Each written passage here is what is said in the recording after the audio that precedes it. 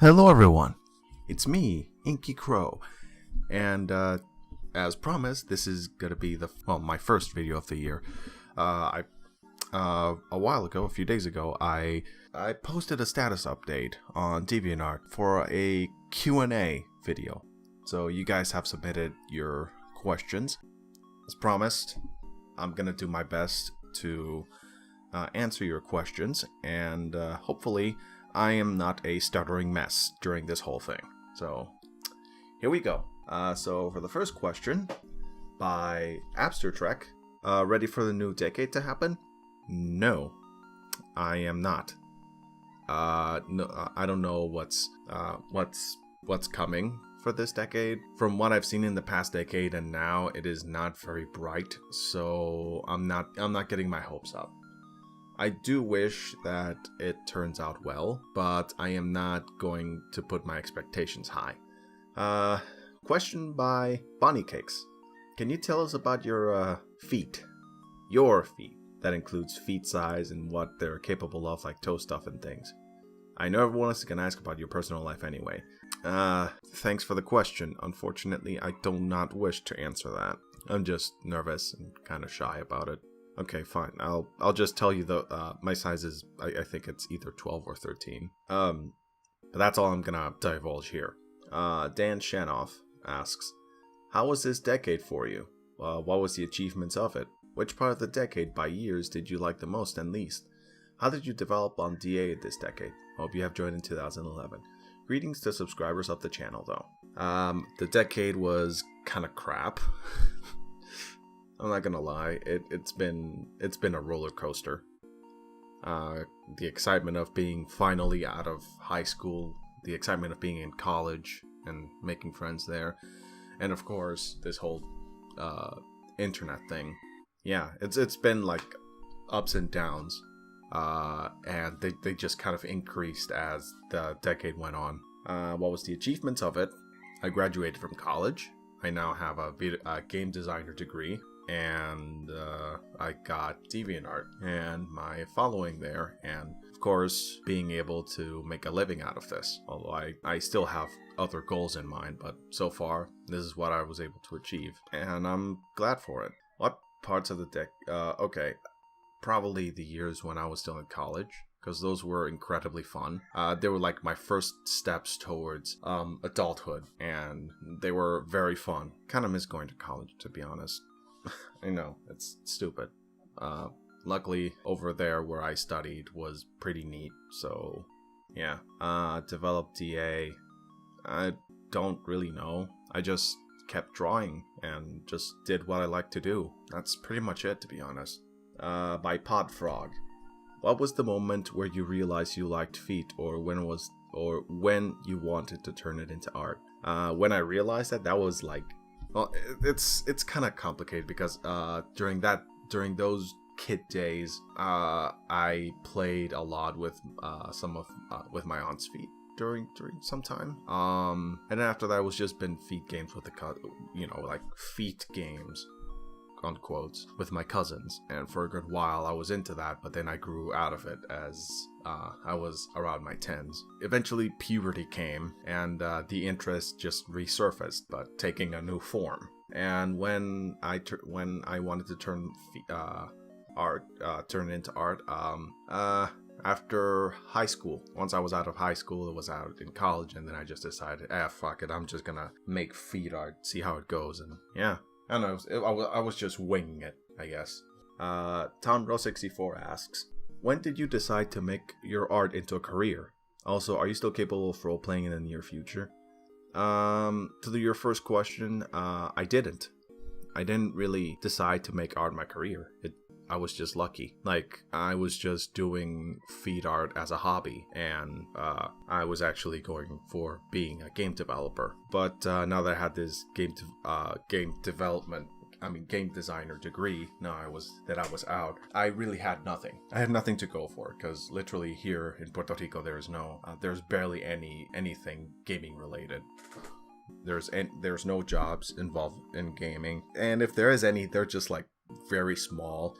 and just perhaps for phone apps or something. And I was just like, everyone was doing the art commissions thing, so I decided to dip my toes into it, and I guess it worked out. But yeah, I guess you can thank the people who follow me a lot for turning my art into a career. I thank them for the most part, because they're the ones that kind of just drove me into it. Starsfall7 asks, you've mentioned before that you write stories for the Monoverse and developed an entire universe around your mascot character. I wonder, how much further do you think you'll go with that? Because I'd like to see that world continue to grow. For those of you who don't know, the Monoverse it's actually called the Monoplex, which is being worked on by another deviant user by the name of Monocron. For a while, I was very active in it. I was very active in the server, and I even wrote a bit of like lore in it, mostly based on a bunch of characters and how they came to be. And for my mascot character it is in a lot of places, but the most significant one I can tell you right now is Ellsworth. I am still currently writing it. I'm still writing its lore, and with a few other friends, I'm writing like a story in it, the life of a couple of characters. But besides that, there's nothing much. There's Wismorph, which I'm still working on. This is not a question. 7 great years of barefooter beauties. And gentlemen. Yes. The Lycan228 asks, alright then, here goes. How about the Monoverse? Is it a fanfic, a video game, or an animated series? And what gave you the motivation to be a great semi-fetish artist? Again, the Monoplex is not mine. It's Monocron's. If you should ask him. He knows the best about this. I'll leave a link to his profile, and you guys can ask him. And follow him if you're into his stuff. He does good shit. And what gave me the motivation to be a semi-fetish artist? Hormones, puberty, I don't know. How did you first know about DeviantArt? Were you a lurker before making an account? Actually, I knew about DeviantArt when I was still in middle school. Like when puberty was still going fresh, I guess. Like very late in middle school. That's where I found out about DeviantArt. And my first artist that I found there was actually a foot fetish artist by the name of I think it was Vegetos SJ4. I think that's what his name was. And I was looking into his stuff, and that's when I guess the interest resurfaced into a fetish in my life. So yeah. Daunting Skies asks, how did you find your style? Is there anybody or anything that inspired you to start? This can range from people to TVs, movies, games, etc. Any advice on artists who are coming back to drawing? I took a lot of inspiration from another artist. I think most of you know him. He goes by Mostly Fun Stuff on DeviantArt, or MFS Arts on Twitter. And it was thanks to him that a lot of my style is attributed to him, because I was like really influenced by his work, and eventually I just started to make my own thing, like make my own style, make my own thing. I know that a few people have told me that my art is kind of has a bit of MFS to it. And to be honest, yeah, it's because I took a lot of inspiration from him. Any advice on artists who are coming back to drawing? Just have fun. Do it because you have fun with it. Don't do it for the numbers. Don't do it for the fame or money or whatever. It starts off with a hobby. Just draw because you really enjoy the process and you really enjoy drawing. Do it for the fun of it, and don't stress yourself for the other things, because if you're if you're doing art just for being popular or being famous or any of that stuff, it's gonna be incredibly stressful and it's gonna suck in the long run. Next question. Alright, so more on your video game production animation side, but from someone who has family working in Pixar as well as being on several teams for creating video games and having a background in composing music for indie games. My question is, what is your ultimate goal? I know for a fact jobs in animation game development are hard to come by, so just a question on what you're planning on for your ultimate goal. I'd probably start off independent, or I'd rather stick independent, to be honest. There's a lot of companies that just like to milk their workers till the last drop, until they have no passion for game dev left. So I honestly would rather stay as an indie developer and just work on my own pace and work on my own things. Or I would probably go as far as making like an indie studio with a couple of friends and companions. And it would be fun. My ultimate goal is just to successfully enter the indie scene. Maybe by myself or with a small team of just me and my buddies. Anthrocoil Feet Lover asks, recalling the status you submitted talking about the correspondence you received about the Shantae pic you drew, do you think people are being ridiculous about whether or not a certain art category should exist, not just on DeviantArt? I've seen pics plus some pixel gifs of underage characters being swallowed alive by predators, which is technically worse, especially since it's clear those minors are going to be digested, yet despite that, they continue to exist. I mean, this is just me. I don't know how law works, but if it's art, it's kind of allowed. It can be of anything, even though it can be very shocking and disgusting. And one as a person wouldn't probably do it unless you're insane.